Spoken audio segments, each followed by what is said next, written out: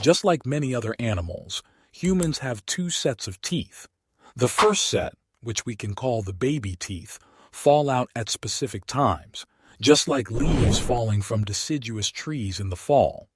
Then, the second set, our grown-up teeth, come in to replace them. The instructions for growing both sets of teeth are in our DNA right from the start, even before we're born. By the time we're born, our baby teeth and the first grown-up molar are already beginning to form. That grown-up molar won't actually show up until we're around 6 or 7 years old, but it's getting ready from day one. When you hit around 10 years old, you're in a mixed stage of teeth, where both your baby and permanent teeth are hanging out in your mouth together. Take a look in the mirror and you'll notice some smaller teeth.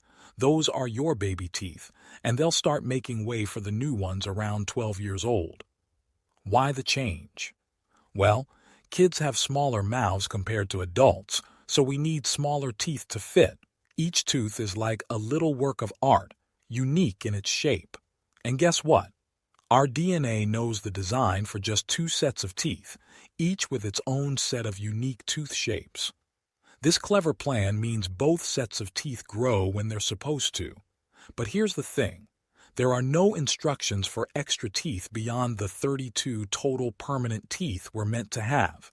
So, if a permanent tooth gets in trouble, there won't be a new one to take its place. Don't stress, though. Our grown-up teeth are usually tough cookies.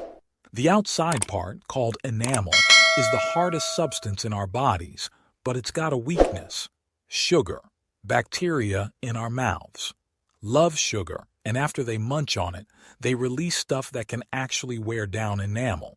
That's why our parents and dentists keep reminding us to brush and floss to get rid of those sugar-loving critters. And remember, if something goes wrong with one of our adult teeth, we've got dentists on our team.